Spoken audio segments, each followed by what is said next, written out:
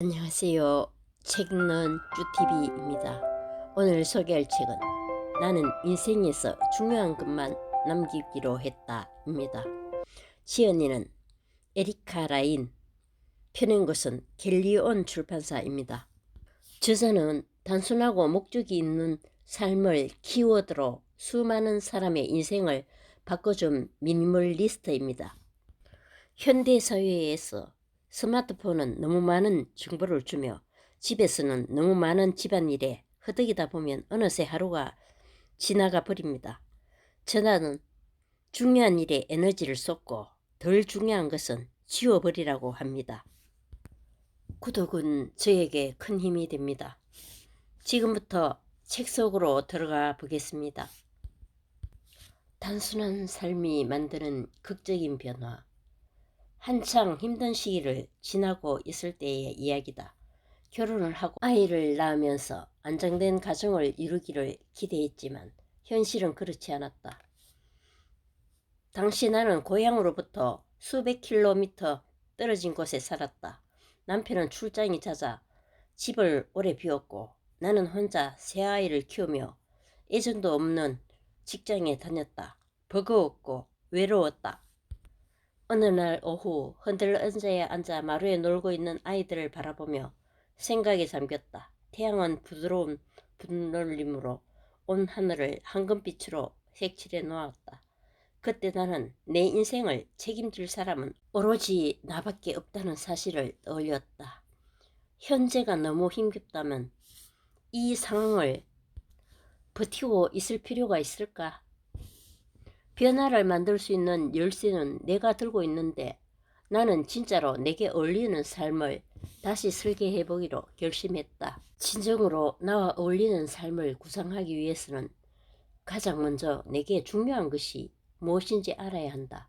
내가 무엇을 하느냐 보다는 왜 그 일을 하느냐에 초점을 맞춰야 한다. 왜는 자신의 인생에서 가장 중요한 우선순위, 핵심적인 가치관을 말한다. 자신의 왜를 이해하고 있다면 그 밖의 것들은 자연스럽게 자신이 원하는 방향으로 흘러가게 되어 있다. 중요하지 않은 것들이 제거되면 꿈꾸던 삶이 더 분명하게 보인다. 이것이 미니멀리즘의 핵심이다. 미니멀리즘은 자신에게 중요한 것을 추구하도록 만들고 내면의 참모습에 어울리는 삶을 가꿀 수 있도록 돕는다. 뚝하면 한눈을 팔게 만들어 결국 원하지 않는 것들로 삶을 가득 채우게 하는 방해 요소로부터 자유로워질 수 있다. 요컨대 미니멀리즘이란 자신에게 꼭 맞는 삶을 살겠다는 선택이다. 나는 너무 지쳐 있었다. 투머치. 그러니까 너무 많은 물건, 너무 많은 전화통화, 너무 많은 볼일, 잘 알지도 못하는 사람들에게 했던 너무 많은 약속에 눈더리가 났다. 바쁜 일정과 성취 그리고 끝도 없는 물질의 축적을 높이 평가하는 문화에서 드러내기란 쉽지만은 않다.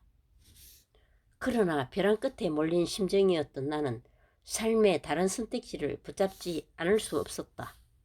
힘들더라도 드러낼 준비가 되어 있었다. 당신도 그렇다면 미니멀 라이프를 추구해 보기로 결심하는 건 어떨까? 우리 내면의 가장 깊은 가치를 따라가 보는 것. 이 선택은 압박감과 죄책감, 극도의 피로에서 우리를 해방시켜 줄 것이다. 우리를 힘들게 하는 잡동사니, 물리적 잡동사니. 10대 초반이었을 때 아랫집에 사는 이웃으로부터 아이들을 돌봐달라는 부탁을 받았다. 처음 그 집에 들어갔을 때 내색은 하지 않았지만 속으로는 살짝 놀랐다. 비 좋은 집에 얼마나 많은 물건이 들어갈 수 있는지를 그때 처음 알았다. 부엌 조리대에는 접시와 음식이 가득했고 책장에 책은 차고 넘쳤으며 아이들의 침실 바닥에는 장난감들이 겹겹이 쌓여 있어서 카펫이 보이지 않을 정도였다. 기억에 강렬하게 남아있는 장면은 침실에서 아이들이 지나다니던 모습이다. 침대에 두 개가 있던 방이었는데 아이들은 방 안쪽까지 가기 위해 첫 번째 침대에서 두 번째 침대로 몸을 훌쩍 날리곤 했다. 그 편이 어수선한 바닥을 헤치며 발 디딜 틈을 내려고 애쓰는 것보다 더 쉬웠기 때문이었다. 돌이켜보면 이웃집이 내 기억 속의 그림처럼 어질러졌거나 어수선하지 않았을지도 모른다. 하지만 그 집은 우리 집과는 달리 편안하다는 느낌이 전혀 들지 않았다. 수차례 아이들을 돌봐준 후에도 마찬가지였다. 정신적 잡동사니. 내 매일 하면은 정신적 부담의 무게에 짓눌리고 있다는 독자들의 이메일이 가득하다. 늘 급한 불을 끄기에 급급한 것 같아요. 어젯밤 늦게 받은 이메일에 답장을 했나? 치과 예약 일정을 바꿨던가? 프린터 용지 사는 걸 까먹으면 큰일인데 데니의 청첩장에 회신을 보냈던가? 가끔은 내가 터질 것만 같아요. 수많은 생각들이 머릿속에 뒤엉켜 있어요. 이곳이 아닌 다른 곳에서 머리를 비우면 얼마나 좋을까요? 하루가 멀다 하고 새로운 기술이 등장하는 시대다. 모두가 오랜 시간 노동하고 지나치게 경쟁한다. 가정과 직장에서 대단한 성과를 거둘 것이라는 기대를 받고 기분 좋은 얼굴로 만사를 처리해야 한다는 중압감을 끊임없이 느낀다. 집이 물건으로 차고 넘치듯이 우리의 정신이 생각으로 차고 넘친다면 어떻게 내면의 중심을 찾을 수 있을까? 감정적 잡동사니는 눈에 띄지 않지만 행복과 안녕에 가장 큰 영향을 미친다. 이 잡동사니는 머릿속을 떠나지 않는 매우 익숙한 생각으로 이루어져 있기 때문에 흡사 옛친구 같은 느낌마저 든다. 그 생각들을 머리 밖으로 끌어내야만 비로소 그들이 친구와는 거리가 멀다는 사실을 깨닫는다. 다음은 우리의 에너지를 깎아내는 몇 가지 일반적인 생각의 고리들이다. 익숙하게 들리는 것이 있는가? 이곳의 모든 일을 나 혼자 처리하고 있다. 아무도 내게 관심이 없다. 상사가 나를 인정하지 않는다. 부모, 배우자, 형제, 자매, 친구로서 나는 형편없다. 나는 친구를 사귀는데 너무 서투르다. 나는 이 일에 영 소질이 없다. 이런 생각들을 하면 할수록 뇌에 더 깊이 새겨진다. 때때로 부정적인 생각이 저절로 움직이는 것처럼 느껴지는 것은 이 때문이다. 그러나 다행히도 우리 뇌는 변형이 가능하다. 이를 신경가소성이라고 일컫는다. 다시 말해 일정 기간 의식적으로 노력하고 꾸준히 연습하면 부정적인 생각을 차단하고 기분 좋은 생각으로 대체할 수 있는 이야기다. 나는 인생 대부분의 시간을 아무도 내가 하는 일에 관심이 없다는 생각을 하며 힘들어했다. 청소년 때 한 멘토를 찾아가 눈물을 글썽이며 이 좌절감을 토로했던 일을 지금도 생생히 기억한다. 사회생활을 시작하고 결혼 후 아이를 얻으면서 좌절감은 갈수록 깊어졌다. 하지만 지난 몇 년 동안 조금씩 깨달은 점이 있으니 나를 괴롭힌 내면의 목소리는 감정적 잡동사니에 불과하다는 것이다. 그것은 나를 짓누르고 내 영혼에 저항을 일으킨다. 나는 다른 사람들이 어떻게 행동해야 한다고 생각하는 나만의 매뉴얼을 버렸다. 그들이 내 노력을 알아주기를 기다리기보다는 내가 원해서 노력하기를 선택했다. 이를테면 집에 있는 잡동사니를 정리함으로써 깔끔하고 평온한 환경과 스스로 노력했다는 만족감을 얻는다. 남편과 아이들을 사랑하는 마음으로 그들을 위해 최선을 다하고 그들 역시 최선을 다해주기를 바란다. 매뉴얼을 버리고 나니 생각의 전환이 훨씬 자유로워졌다. 부정적인 생각의 고리가 반복적으로 나타났을 때 원래 생각과 180도 다른 생각으로 즉시 전환하려고 애쓰지 않아야 한다. 이를테면 아무도 내게 관심이 없어에서 모든 사람이 나를 사랑해로 전환하는 것은 지나친 비약이다. 그보다는 긍정적이되 작은 변화를 이끌어내야 한다. 예컨대 내게 아무도 관심이 없으라고 생각된다면 우리 가족은 내게 관심이 많아 혹은 나는 내게 관심이 많아라고 생각을 바꿔야 한다. 그리고 그 생각을 진심으로 믿어라. 부정적인 생각을 하고 있다는 사실을 의식하고 긍정적인 생각으로 바꾸는 것. 당신을 망치는 잡동사니로부터 자유로워질 수 있는 유일한 방법이다. 중요한 선택 앞에서 반드시 고려해야 하는 것. 미니멀리스트의 사고방식은 중요한 결정을 앞두고 있을 때 특히 유용하다. 내 형제 자매가 나의 입장이라면 어떻게 할까? 내가 내린 결정을 듣고 다른 사람들이 어떻게 반응할까를 고민하며 시간을 낭비할 필요가 없다. 정신을 산만하게 만드는 온갖 목소리들을 뚫고 가장 중요한 목소리, 즉 자신의 목소리에 귀를 기울일 수 있다. 한 걸음 물러나 심호흡하라. 더 이상 외부의 기준에 휘둘리며 살고 싶지 않다면 무엇이든 결정을 내리기 전에 한 걸음 물러나 심호흡하는 연습을 하라. 새 자동차를 구입해야 할까? 아니면 지금 자동차를 한 해 더 몰아야 할까? 이번 승진을 신청해야 할까? 아이를 학원에 더 보내야 할까? 상황이 허용할 때마다 자신에게 멈춤이라는 선물을 선사하라. 각 선택이 여러분의 가치관과 조화를 이루는지 생각할 시간을 가진다면 최선의 결정을 내릴 가능성이 높아질 것이다. 새로운 환경에서 결정하라. 마지막으로 등산을 가거나 끝없이 펼쳐진 바다를 바라본 적이 언제였던가. 남편과 나는 로키 산맥 지석에 위치한 대학에 다녔다. 휴식이나 새로운 시각이 필요할 때면 우리는 숨 막히는 절경이 보일 때까지 걷거나 차를 몰았다. 언젠가 결혼하자는 이야기를 처음 나누었을 때도 산에 올라 도시의 불빛들을 내려다보던 황혼역이었다. 흑투성이 신발을 신고 물병을 손에 든 채 처음으로 함께 다음 학기보다 더 먼 미래를 그렸던 곳도 그곳이었다.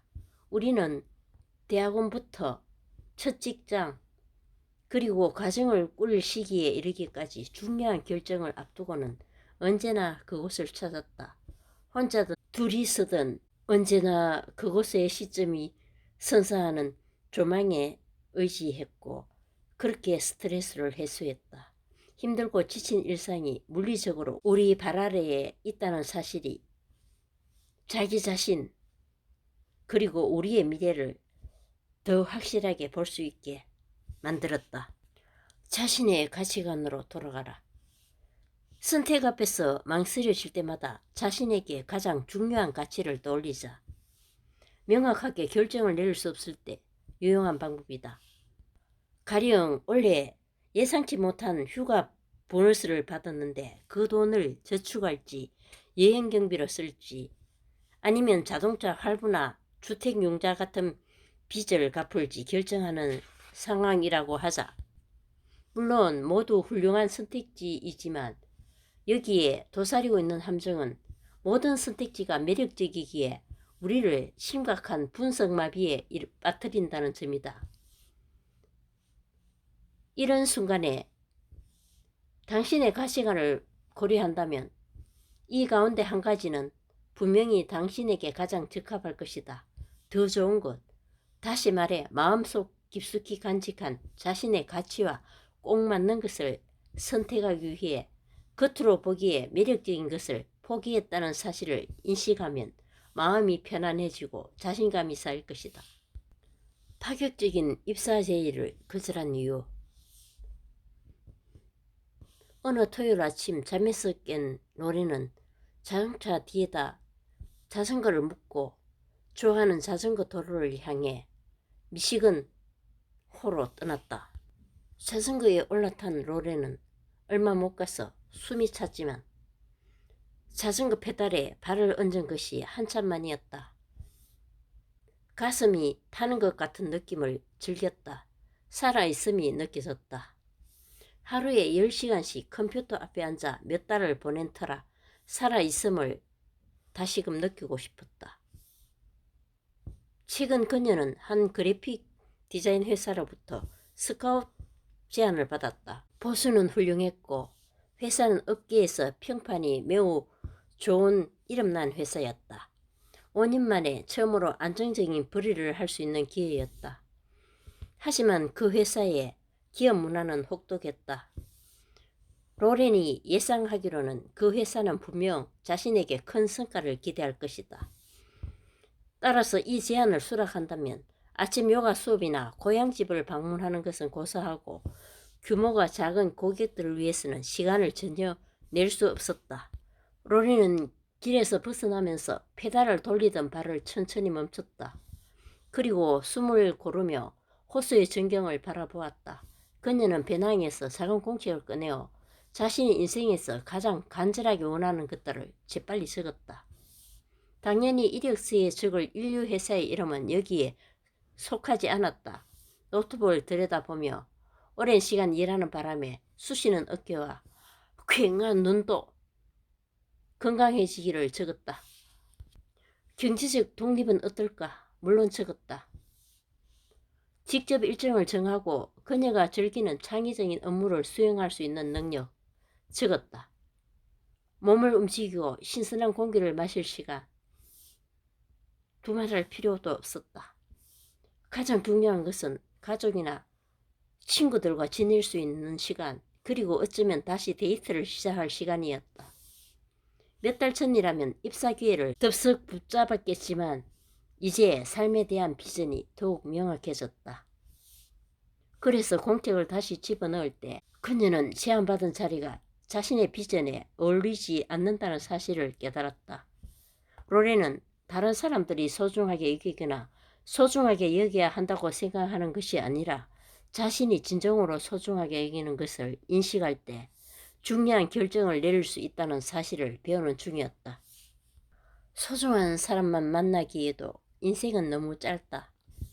나에게 해로운 사람을 알아보는 방법. 현재 당신의 삶의 한 역할을 담당하고 있는 인간관계를 떠올리고 적어보자. 친구와 직장 동료, 학부형, 온라인으로 관계를 맺고 있지만 직접 만난 적은 없는 사람들의 이름도 적는다.